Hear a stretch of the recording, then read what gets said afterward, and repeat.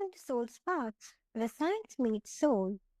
I'm your host, Saima, and tonight's guest is our amazing Dr. Julius, a traditionally trained cardiologist who evolved his 40-year practice into Gratefully Well, a wellness method rooted in science, mindset, and gratitude. From treating hearts to transforming lives, Dr. Torelli invites us to reimagine health not as something we fix, but as something we co create with intention and presence. So, Julius, welcome to the show. Thank you. Pleasure to be here. I'm honored. You're warmly welcome. It's my pleasure to have you here. So, Dr. Julius, after decades in cardiology, what led you to expand your focus beyond the physical into mindset and emotional wellness? It's a great question. It happened early on. I was always a little bit odd. And by the end of medical school, I started to realize that uh, we focus a lot in Western medicine on the physical. And there's a lot more to, a human than just the physical.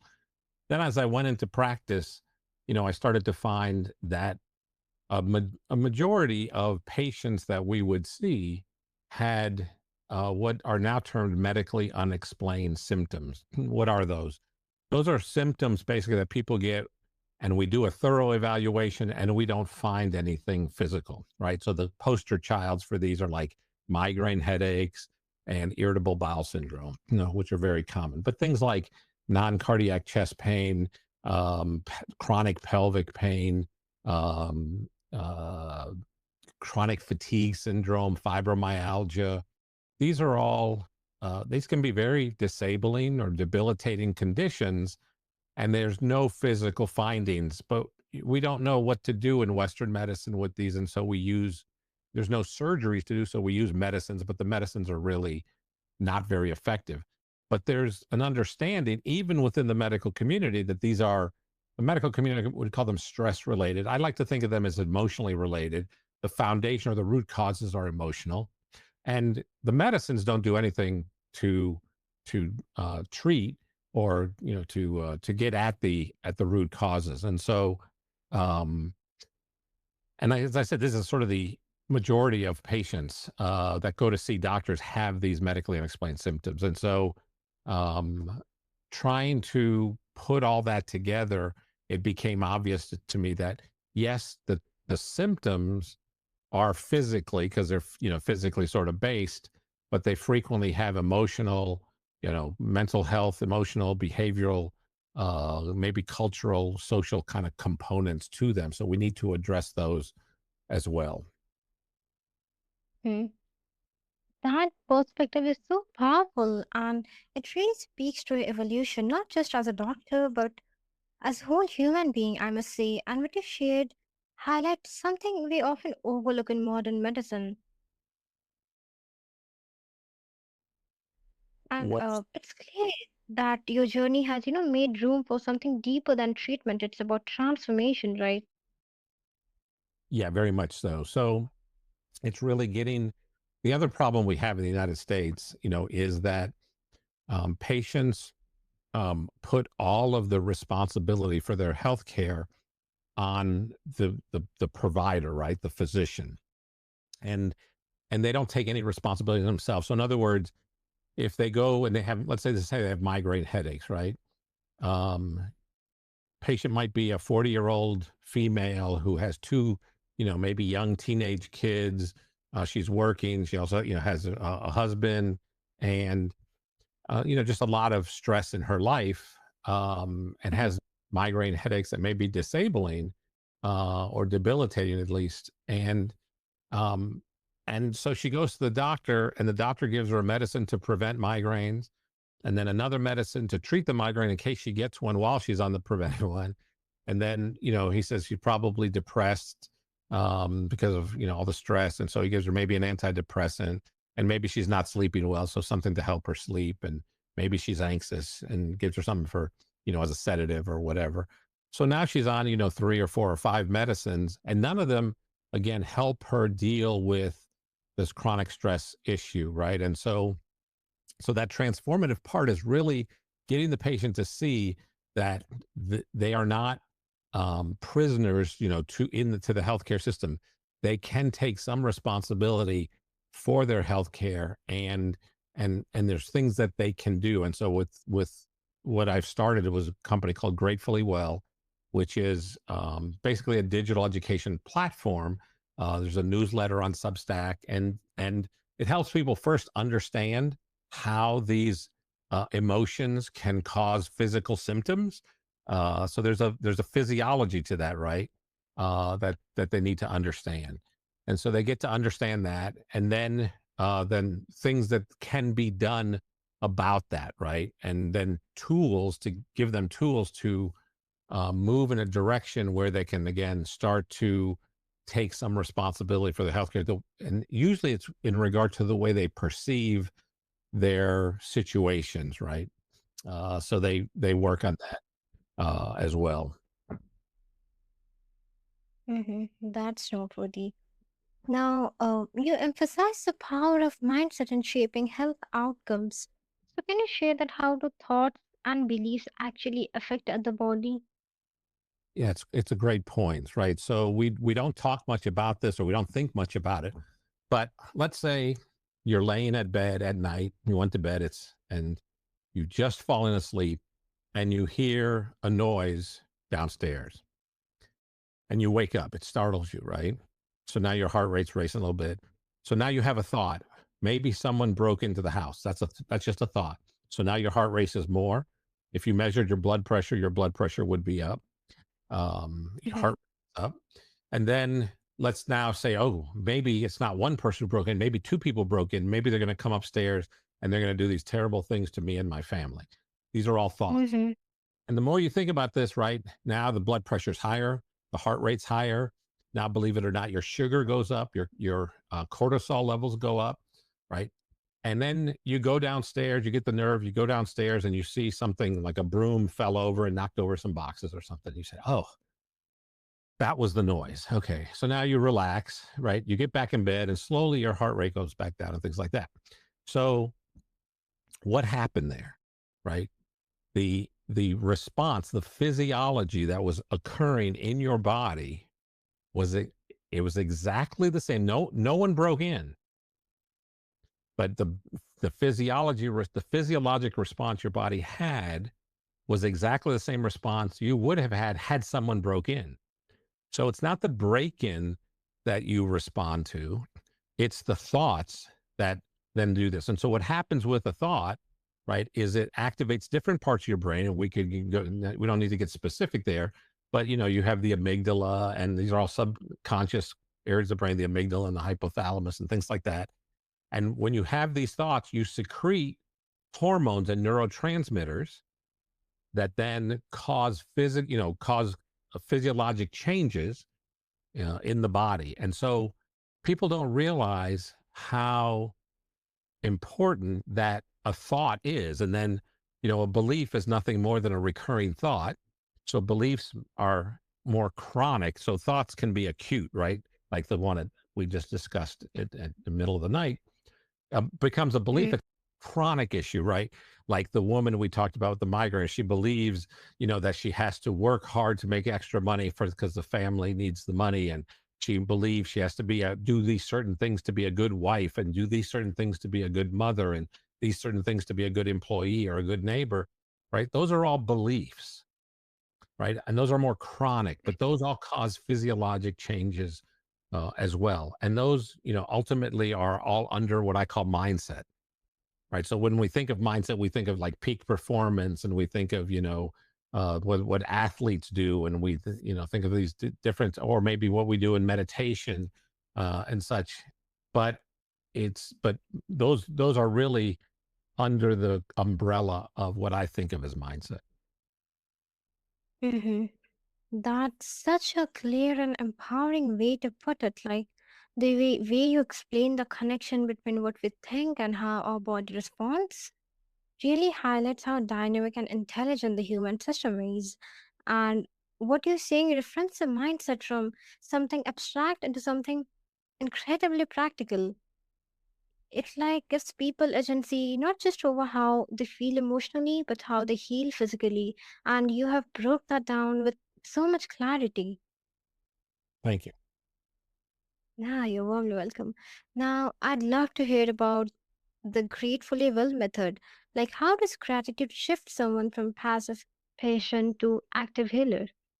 So it's a great question, right? And so if you think about it, right, give you, let's take another example. I always use the example of sitting in traffic, right? So here in the United States, in some cities, we have a lot of traffic. In India, some cities, you have a lot of traffic too, right? And you could, let's just say you had to be at a meeting in the morning and you left, and maybe you left a little bit late and you're a little bit anxious and you're driving a little bit fast, and now you come to a traffic jam, and now you're stuck in traffic, and you start to get angry, right? All this traffic, you start to, and you get worked up. So what's happening? Your blood pressure is going up, you're having thoughts, there's traffic, I'm going to be late.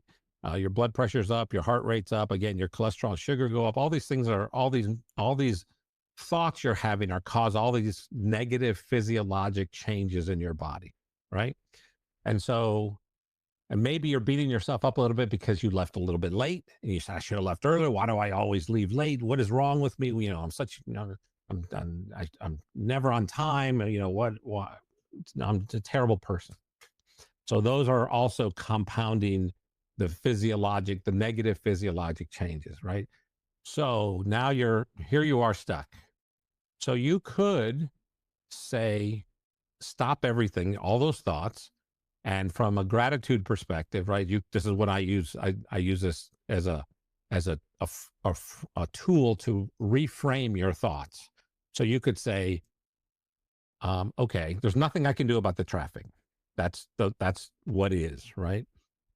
But I could, say, at least I'm in my car and I have a radio and I've been wanting to listen to this podcast, called Soul Sparks that I keep waiting to hear and I never get a chance. So I'm going to have a few minutes. I can put this on. You can't do anything about the traffic, but you can take a breath and say, you know, I'll be there when I get there, and I'm grateful that I have a car that runs. It's not overheating. I'm grateful that I have a radio that I can listen to this podcast, and that all just that reframing changes your physiology again from very negative, to a more positive sort of thing. So that's how you can use gratitude to reframe a thought from going and Mhm. causing negative, your body negative reactions to more beneficial reactions. And there's a lot of studies that show the power of gratitude in both physical and mental health. Does that make sense? Mhm.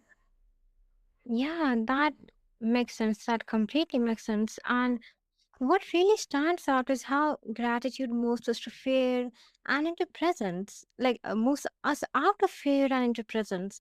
It really softens resistance, opens the heart, and brings attention to what is working when things feel uncertain. And thank you for creating a path that invites people to step into that kind of agency. The Gratefully Well method feels like more than a practice, it's a reorientation to life, I must say. I think that's a good way to put it. It is I like to think of it as reframing or reorientation to, because the way we think is just a habit, right? And so it's trying Mm-hmm. to change that habit of, people don't realize how powerful a thought is, how life is mostly lived in the head. And if you start to take a look at that and you start to pay attention to that. And then again, with what we do with Gratefully Well, is we really start with the physiology, the let's call it the neuroscience, that helps people understand, hey, this is how it works. Because people say, "What, a thought? What do you mean a thought? What does a thought have to do with my high blood pressure?" Right. So you sort of start start with that framework, right? Then you show them how beliefs, how powerful beliefs can be, right? And so you can even have, you can be genetically predisposed to an illness, right? But even if you're genetically predisposed, you can modify the expression of those genes based on your lifestyle and your beliefs. And we have evidence to show that. And so we talk a lot about that in at Gratefully Well. And then, of course, trying to, you know, get people to understand the tools that are available.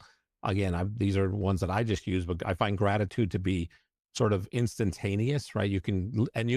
I like it too, because yes, we teach about gratitude journaling and this kind of stuff. And gratitude journaling is wonderful. Don't get me wrong, but you have to sit down, you have to have a journal, you got to get your pen out and you've got to, write down these things. If you're in the car or at the grocery store, and you can't do that.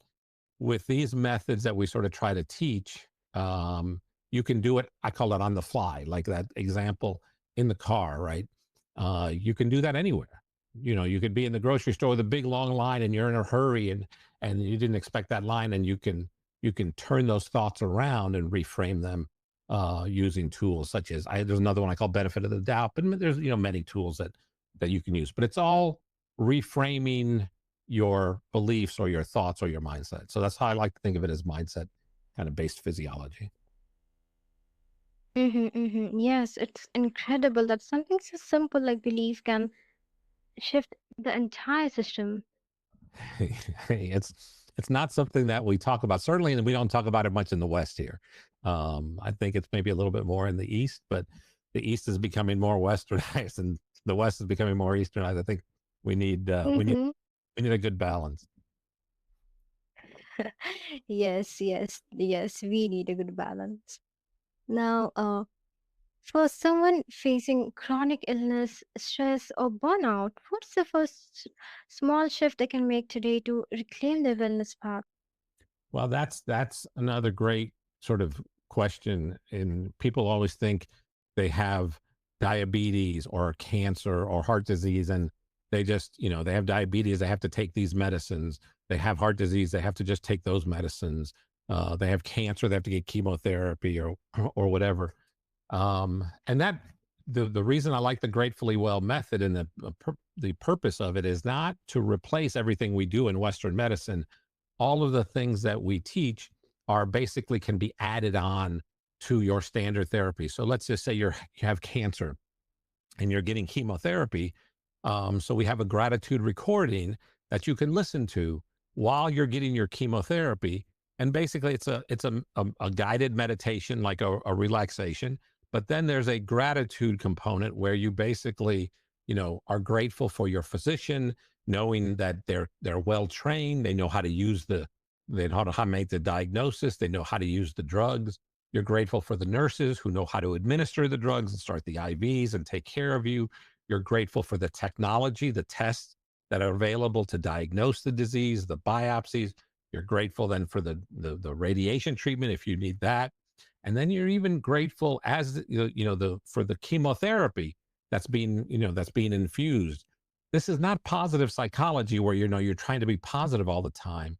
It's more like um, it's more like um, again that gratitude. It's you because you might have bad days, but you're allowing the drugs in a grateful way, and they sort of allowing them to go and do the things that they need to do, and stay away from the things that they don't need to do, like affect your hair or your gut or other normal cells, right?